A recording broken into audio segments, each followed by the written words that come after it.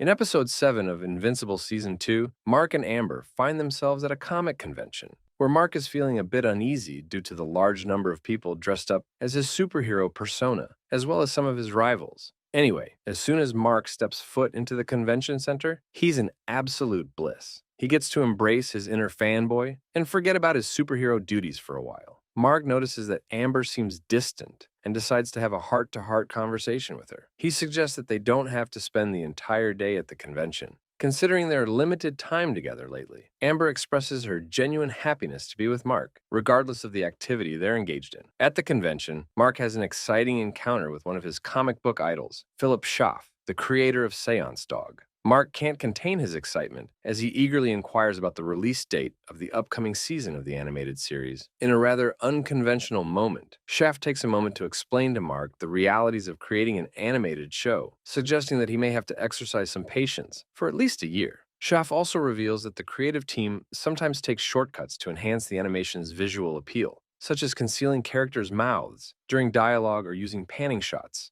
of still wide frames. The animation joke, hilarious. This conversation has a certain charm and humor to it. It obviously directly acknowledged some of the criticisms that audiences have had about Invincible, the lengthy gaps between seasons and occasional stiffness in the animation during dialogue-heavy moments. In a nutshell, the creative team is kindly reminding fans to stop complaining. Rome wasn't built in a day. They emphasize that the action sequences in this season are truly remarkable because they were given the time they needed for production. Anyway, Mark's date with Amber is soon cut short when Eve calls to tell him that Rex Splode has escaped from the GDA hospital and is on a mission by himself, cutting him off from the other Guardians. Mark reluctantly leaves Amber at the conference and goes to a warehouse to help Rex, who has been badly hurt by a tentacle monster. Against all chances, the bad guy Rex kills the creature himself, which impresses Mark. As they talk about their recent problems, Mark brings up the fact that his relationship with Amber is getting worse. Mark's next date with his lady will be safe, Rex tells him, because the Guardians will watch out for him. We learn back at the Guardians camp that Rudy has made Amanda Monster Girl a robotic suit that she can wear to fight crime without having to change. But Amanda snubs Rudy's offer when he says, "Let me fix you," saying that she is cursed and not broken.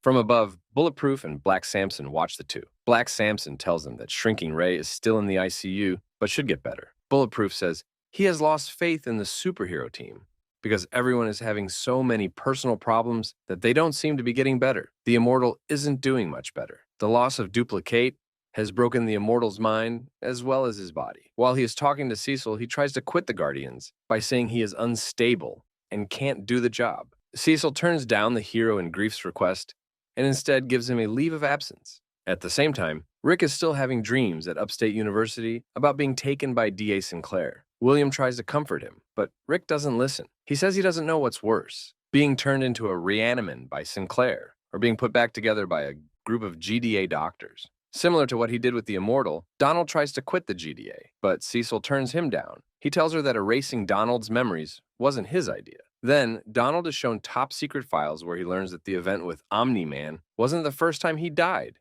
and came back to life, and that he decided to have his memories erased. But Donald's understanding is cut short when he gets a call from William pleading with him to help Rick. When Donald runs to Upstate University, he finds Rick in the middle of an attempt to kill himself. He is able to talk Rick out of killing himself by telling him that the GDA has also rebuilt him and that neither of them are defined by their robotic skeletons. When Mark goes to the dean's office at Upstate University, he is shocked to find that B.N. Winslow, who used to be Mark's high school director, has now quit his job at Reginald Vell Johnson High School to become a dean. Winslow tells Mark that he has to make a choice. He needs to commit to his studies or something else. He knows that Mark has been living with the trauma that his father left behind. Mark tells him that he has 1 month to get better grades if he wants to stay in college. Mark makes plans to see Debbie and Oliver and complains that he has to leave Amber behind every time he has to be a superhero.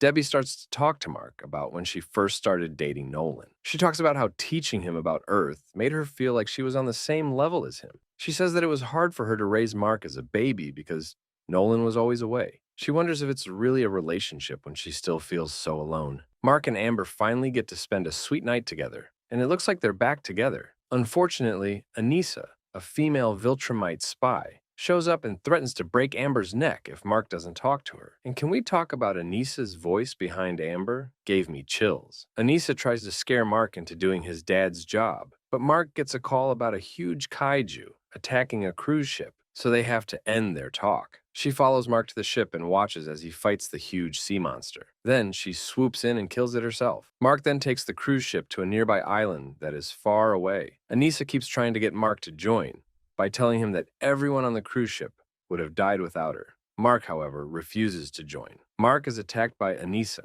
who tries to beat him into submission, but fails and leaves him. When Cecil gets there, he tells Mark that he can't take any days off until the Viltrumite's invasion plan is stopped. There shouldn't just be a fight between Anissa and Mark. One of the best things about this scene is how unpredictable it is. This fight feels very different from many of Mark's other fights because they both don't want to work together to fight a kaiju. Since Anissa is on the side of the Viltrumites, it is clear that she will not switch sides and join Mark's side, even though the fact that she helps him with the kaiju is an interesting turn of events. Mark goes back to Amber's college room, badly hurt. She finally breaks down and says that she doesn't feel safe anymore because Anissa almost killed her and she doesn't have any control over her life. Amber breaks up with Mark, even though he wants to talk about how his mother treated Nolan. The two cry together and hug. Throughout the series, Mark has been through some tough times, but this moment with Amber is shown with the same seriousness and depth as many of the other dramas. While the first season of Invincible had some problems showing this relationship correctly,